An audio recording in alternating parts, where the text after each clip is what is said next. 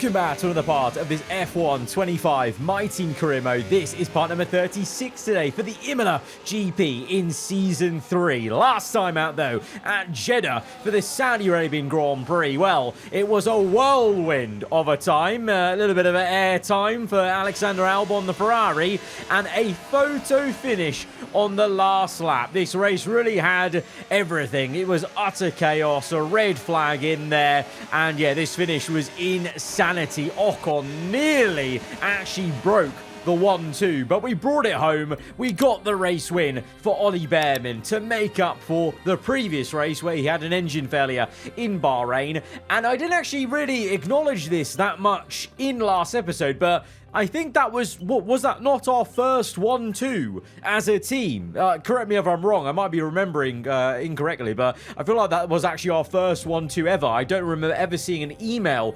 congratulating us on that feat. We have got an email like that now, and we've also, made some great progress on the title sponsor progress, the fan rating as well going a bit up, and now we've finally got some time in the activity timeline to actually do some things. We can do our owner training, which has been pending now for 2 episodes. We also unlocked a new event from the sponsor, title sponsor, to put in there. And then also we can do a bunch of corporate activities to obviously boost the overall, sponsorship, fan outreach, etc. Obviously, we unlocked the fan outreach number 2 as well. Some new events there. And then we've got things like the podium celebration, victory celebration, all the things to try and boost the focus of our drivers as much as we can. But it's turning into a real amazing start to this season where we are just firing on all cylinders. We're making the most of this car. We're even purchasing durability upgrades, or trying to. I actually can't afford,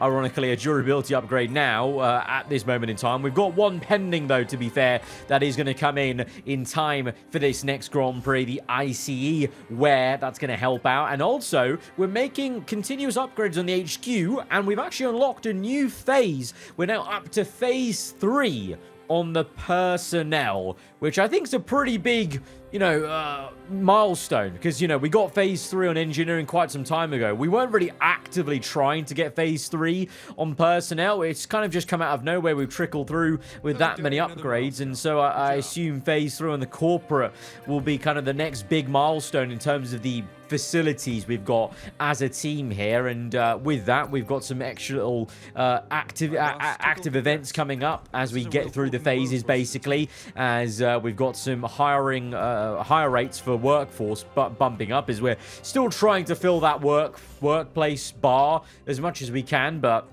it's proving a little bit stubborn. I think we're still like halfway on the engineering workforce, so getting that up to like 100% I think is just a myth, at least for me, as we continue to bring upgrades in every single department. They're just taking a little bit of a while. Some of these upgrades take about like 30 days to come in, but like I said, we've got that internal combustion engine durability upgrade on the way, so that'll be good, because engine wear has been a bit of a factor for us, and I think in a season like this, where so far Bearman and Tramnit's very closely matched in terms of the points they've been getting, the team is super competitive, so you want that parity between the drivers of, having the engine components to not have to take penalties later on in the season. We've got a brand new sponsor coming onto the car, which will swap through on the rear wing. We've, we had a lot of Venus in Season 2 and Season 1. I feel like now's the time maybe to move away from some of the older sponsors and make room for some newer ones that we're now collecting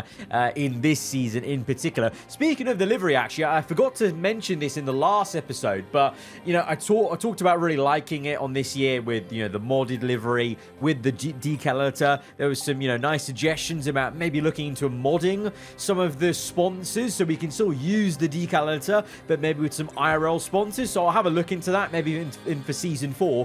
But for the rest of this season, let me know in the comments below, guys, because I want to do some special liveries for some Grand Prix. Obviously, the British Grand Prix will have to be one. But what are some other Grand Prix that you can pick out that I think we should be doing? And maybe any suggested themes for those one-off liveries. I want your guys' input on that to see what kind of you guys would enjoy seeing in the series, basically, in terms of the designing side of things on the livery, the aesthetics, as we take a quick look at the R&D chart. So this this is how things were in Saudi Arabia. Audi made a small upgrade, but Audi and BM, they're still so far off. But every other team, no movement, everyone's plateauing, so it's even more locked in, this vibe that we are the closest team to Ferrari on paper. And I think our driver lineup is making the difference at really punching above Ferrari. And you can kind of tell maybe that Ferrari has been a little bit up and down since that first race. Maybe the focus isn't there. You know, Albon with that massive crash. Genuinely, a crash like that, a DNF like that, can be a big hit for the focus. So maybe we see Albon take a little bit of a dip, and maybe it's going to be Ocon's turn to lead Ferrari. But that's great news for us, because it just makes Ferrari even weaker, and we can continue to try and make the most of this period of the season before, I fear, those Phase 4 upgrades come in for the AI teams and they overtake us in performance, as we swap over to our German junior driver, the F3 driver icon, Tim Tramnitz, for this one into Imola. Welcome to the circuit named for Ferrari. It is qualifying at a special arena for motorsport. Welcome to Imola. It's a little bit doom and gloom around Imola, so maybe there might be a little threat of rain. For now, it is going to be all dry, but you just never know, really, sometimes with the F1 game. I'm hoping it'll be dry, because obviously that will favour us a little bit, as we know the AI can be very, very good in the wet on F1 25. What it is going to help, I guess, is visibility. You know, sometimes around Imola and other circuits, the sun can be a little bit annoying in some circuits, picking up the brake zones and whatever as we go through in Q1. It's a formality at this stage, thankfully. You know, it's been a long time coming where we can, you know, hopefully navigate Q1 just fine without any kind of issue. It's more a case of just seeing early doors who's got some pace. I mean, Ferrari are there. Albon clearly not that affected after that monumental crash, which is fair enough. And one man who will be disappointed is the home favourite, Andrea Kimi Antonelli, the young Italian, knocked out in Q1. So that's going to be a fight back and a half in the Haas, as in Q2. Well, we're staring at the rear wing of Colapinto in the Aston Martin Honda, and holding us up here on this first flying lap. So this is definitely going to have to be a second run, which is frustrating, because in Q2, if you burn a second set of tyres, or in Q1 as well, you know, it means you have one less run in Q3 then. So that is going to be a little bit annoying, you know, and that's going to be all on Colapinto, to be honest, in terms of catching up to him. Or, to be fair, one could blame the team for the timing of that, of, you know, when we were put out basically on track. It is just a little bit unfortunate as we come through the final two corners. Purple middle sector, a little bit understeer, I gotta say, in that last sector, just trying to get the front turned in as much as we've enjoyed in previous races, but it's all fine. We navigate through into the top 10 shootout. It's very close, actually, between ourselves as Tim Tramnitz and Ollie Behrman there. Again, Albon topping the session. So really is, you know, kicking it back at me at the comment I made about him dropping in performance. The McLaren's looking pretty feisty there. Leclerc up in P4, and it's a howler for Red Bull Ford. I've only just noticed that. Piastri, Verstappen, both out of Q2, and as it is very overcast now in the top 10 shootout. No Red Bull. That's very surprising.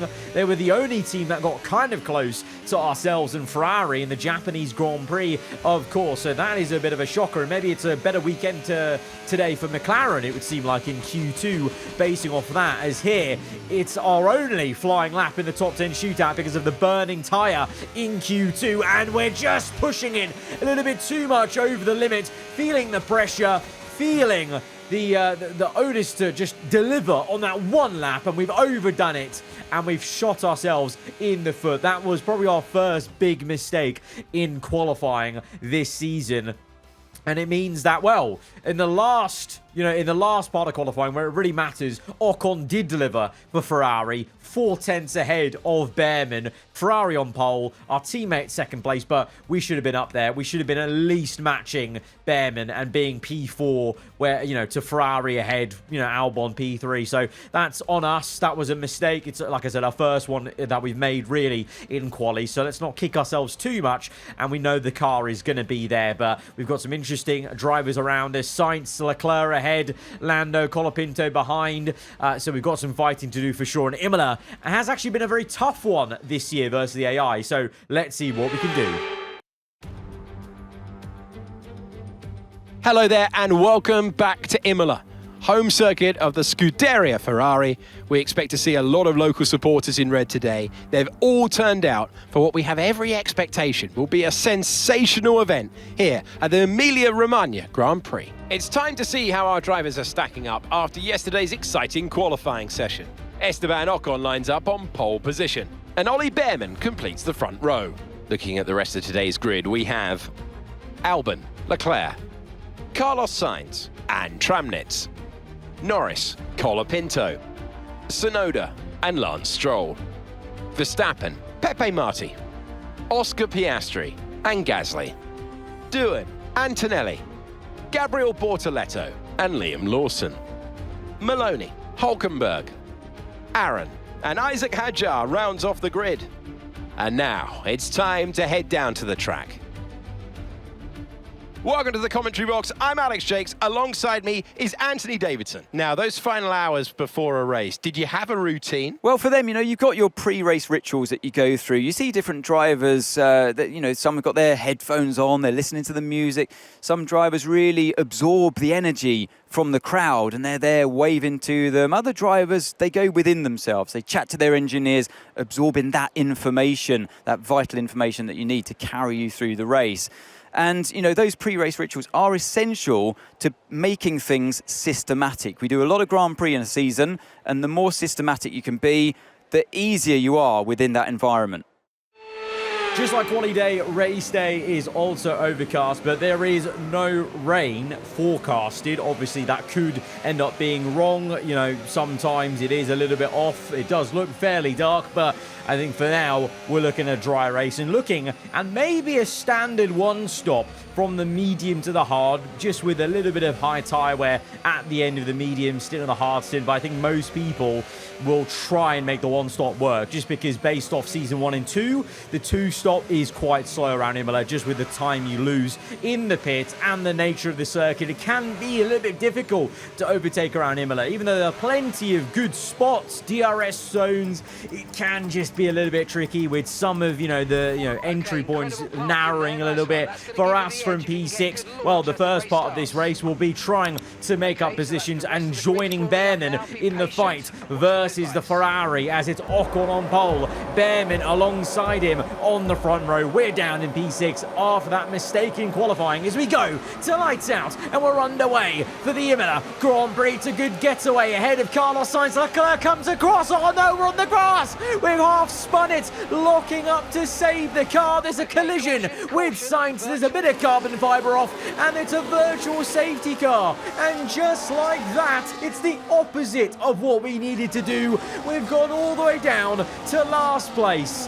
Hey, at least we've got the two most important positions in the race. First with Bearman and last. Oh, Lord. Leclerc, I feel like Leclerc was a little bit awkward coming across there. A little bit last minute for me to judge. We got a great getaway. We're ahead of Sainz here, but then just that little bit, I probably overcorrected too much to get on the left-hand side of Leclerc, but I thought I had the space to make that overcorrection and kind of, very aggressively move left to make the pass on the McLaren. But Sainz basically made contact with me as soon as I started turning left. And we went sideways a little bit, but I'll own up to that. That is my bad. That's my mistake, really. Sainz couldn't have done anything. Leclerc was just covering off and defending. And so that is my mistake to try and recover from. Is now we see Ollie Bearman under pressure from the two Ferraris. He took the lead, though, off by red lights, and he will maintain first place as the two Ferraris actually go side by side as we overtake Paul Aaron in one of the Williams, and the other one is in the pits. Yuki Tsunoda with a 10-second penalty. So I wasn't the only one that was having some issues on lap 1. Some people with some penalties, maybe for overtaking under virtual safety car, as we overtake Doohan in the Renault, and now look at the back of BMW. So at least for the first time this season, we're going to be racing and overtaking the two newer teams in Formula 1, BM and Audi, as we're up into P8 P18 now, and now look to set our sights on Oscar Piastri. Obviously, both Red Bull cars knocked out in Q2. Verstappen P14, Piastri P17. What on earth happened to Red Bull at the start of that race then? They both also suffered. And Bortoletto is up to 12th in the Audi. What? What happened before that virtual safety car? Absolutely nuts, as Piastri now looks for the pass on Hulkenberg, and we're going to try and go tiptoe around 1-2 cars as Piastri and Hulkenberg come together. There was a little bit of a crunch I could hear behind us, and Piastri had to be very, very careful not to lose a bit of his front wing, but we've got away with it, and it's a 2-for-1 pass, and now one overtake on Marti in the Haas. His teammate Antonelli way up there with a real good jump up, I think I saw, on the timing ladder, as we now catch up to Verstappen with a 10-second penalty for Max Verstappen, as, Antonelli knocked out in Q1, P9 in the race on lap 3.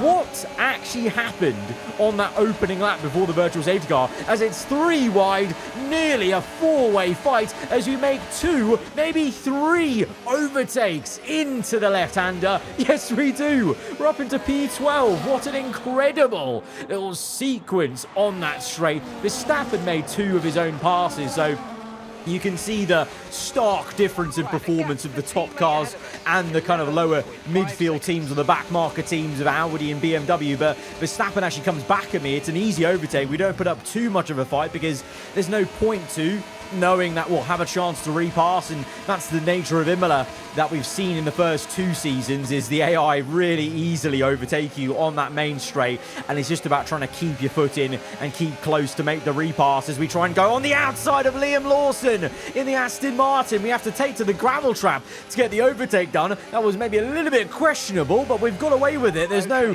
argument from the FIA, and Mark there just complimented it. Great overtake, he said. I'll take that. That was a great overtake, as we now keep up with Verstappen as both of us knock on the door for the top 10. But all the while, for Verstappen, does any of this matter right now? Because with a 10-second penalty, he's going to be so far back now. It's going to be a recovery and a half needed for the Dutchman, and we're not going to aid that as we overtake him again for the second time in this race, as we want first dibs at attacking the top 10. That features Gasly, Norris, Antonelli, Stroll, Colapinto. For 5 different teams ahead of us, fighting each other. Really great to see, as we're going to squeeze out Pierre Gasly and get up into 10th place and get onto the back of Lando Norris in the Mercedes. He's actually got some front wing damage, I believe, from the opening lap, so he's going to be very slow. And to that fact, we try to go around the outside. Instead, we had to switch it from right to left to get the move, but you may have just seen there, he has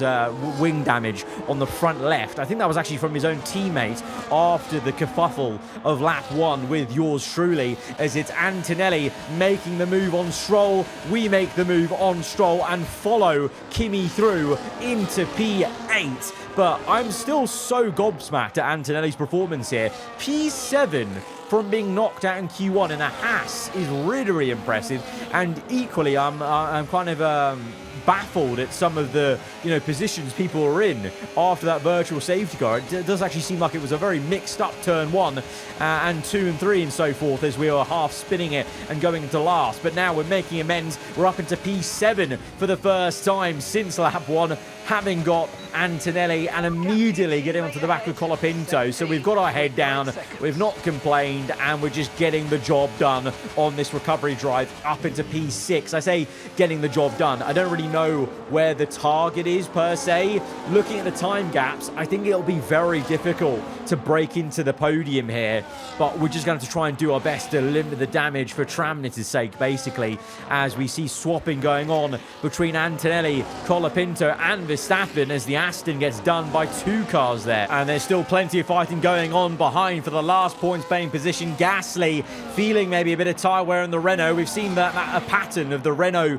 being really strong at the start start of stints, then maybe falling away a little bit, and then actually surprisingly picking back up a few times at the end of stints. So the Renault, a little bit of an enigma of a car this season. And to be honest, a lot of the teams, they do seem a little bit confused at where they are, you know, finding the right setup, the balance. And we've seen a few different changes of who is there at the sharp end, the best of the rest, outside of Ferrari and ourselves, of course, because that's not been in question. It's definitely been AAR and Ferrari as the top two teams. But you're seeing here Mercedes now, P4 with Sainz. Sainz had a few difficult races recently, but now going strong. Leclerc, I thought there was going to be some more from McLaren today based off how qualifying went, but Leclerc again lacking overall race pace to keep up with even the Mercedes ahead. Sainz 9 seconds the gap is, and that 9 seconds is a worry to yours truly as well, to, you know, getting up there and, you know, recovering even more as we try and have a little look down the inside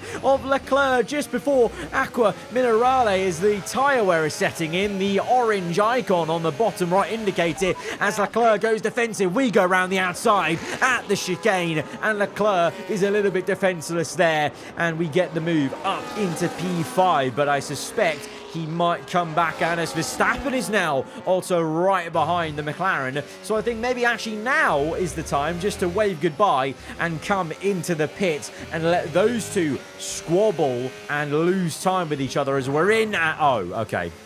Well, Leclerc and Verstappen have also come in. Go figure, they've covered us off. It's to be expected. So McLaren, first car there in the pit lane. Verstappen next. Obviously, Verstappen serving his 10-second penalty now in the pit stop. So he's going to be down the order, but at least he knows where he is actually where he is in the race, and so he can just focus on that recovery drive basically. And the same for Piastri, who has had a difficult race. You know, he's really not had the pace of Verstappen today, despite obviously the recent driver rating bump. Obviously was looking very strong last race in Saudi Arabia. Verstappen's obviously coming back from an engine failure, so it's been a tough race to come back for Verstappen, you know, wanting to, you know, basically do what we did with Behrman and, you know, jump right back up, and he's hit with a 10-second penalty in this race as Leclerc makes an overtake on Lawson that he had to, because he came out the pits behind the Aston. So that was a benefit to us of having the McLaren in traffic, and it's a benefit for Behrman to have Piastri in P2. Piastri started on hard tyres, so maybe that's why he's been slow so far in the race. He's going longer, and he's actually still going on onto lap 18 on this same set of hards, and he is holding up the Ferraris to no end. So Behrman absolutely laughing in the cockpit, our AI teammate today, as the two Ferraris now side by side fighting each other. Albon remains in second, Ocon third, but Behrman's gap is nearly growing to 9 seconds. You know, you must understand, for an AI teammate of mine, that's actually a crazy big gap. You know, we've had great teammates in the past, highly rated teammates in the past, but you just don't see those kind of big gaps. And so it's a testament to Behrman's AI on this game, really settling into this car. Only, you know, what, 5 rounds into the season with this machine, and also showing that we've built a real great car. The car is working supremely well, especially in the clean air, as we've said multiple times, as there is a lot of juicy fighting going on, though, for points paying positions between Antonelli, Pierre Gasly, Verstappen now chasing. He's in the points again, P9. So even with the penalty, he's ahead of Piastri. So that's a little bit embarrassing maybe for Oscar, who does make an overtake up into P10. So he's in the points. So he's at least doing his bit for Red Bull to try and get them both in the points paying positions. But Verstappen, impressive with a 10-second penalty, still ahead of his teammate, and now closing up to Gasly, to Antonelli, as Gasly goes for the move on Antonelli, and Verstappen goes on the left-hand side of Antonelli, now on the right-hand side of Gasly, and showing us how good he still is. He just needs a little bit of a better car, and he can be right up here, still fighting for a championship potentially. I mean, he got pole in Japan. There is still some speed to unlock there in that Red Bull. It's just a matter of when the Phase 4 upgrades come for the AI teams, and that is why it's so important to try and make... Oh, that's a big power slide. for Carlos Sainz at the last corner. And so we're going to try and complete this damage limitation as we go from right to left. Sainz nearly put us in the wall, but we've got better ideas coming through on the left-hand side. The inside now for the left to right-hander. Sainz keeping his foot in though, and we're giving him enough room to work with. That Mercedes actually not half bad in the corners, and obviously we've been pushing a lot harder than Sainz probably has, so maybe his tyres are in a better nick, but we do get the overtake done. For how long? Let's see. Lap 25. We've got 6% battery, hardly anything, and we're not deploying any of it because there's no point deploying it. We'll be wasting the energy there. And Sainz with DRS flies by us with a little love tap as well on the left-hand side with a bit of aggression there as the Spaniard makes his feelings known. Maybe he's still a bit annoyed with how turn 1 went and the close call that myself and Sainz had off the 5 red lights as we try and have a little look around the outside. Probably a little bit over-optimistic there into the hairpin. Not going to lie. Instead, we're just going to wait for that coveted DRS pass in the same way Sainz did. It's an easy move. We don't even need to, use battery. And instead, we save battery to now push away. And we are going to do just that and break the DRS and just settle in for P4. 9 seconds to Ocon. We're not getting on the podium. It's been a valiant effort to recover from last place to P4 in this one, as Antonelli is going to lose P10. Piastri up into P9 as the Red Bull guys also show that, fighting spirit to try and come back and limit the damage as best they can, because every point is going to matter maybe in a season that has been this competitive so far, with so many different fights actually between all these different teams. And this, so for the constructors fight, for some of these teams, fighting for 3rd or 4th, 5th in the constructors, all these points could matter a lot. But in other regards, for someone who might still fancy himself for the Drivers' Championship if upgrades come late on, an overtake like this, getting Leclerc is quite massive, It doesn't seem like it, but that's the racer in Verstappen there, pushing on to the very end. He gets Leclerc. Leclerc was running like P4 or 5 in this race at some point. Verstappen's had a 10-second penalty. He's been down the order, and he's clawed it back to get P6. But a man who has had no such difficulties this race is Ollie Behrman, our AI teammate for this one in this race. He won in Jeddah thanks to us. He now wins as an AI here in Imola. It's back-to-back wins for the Brits. Ollie Behrman in the AAR car ahead of both Ferraris.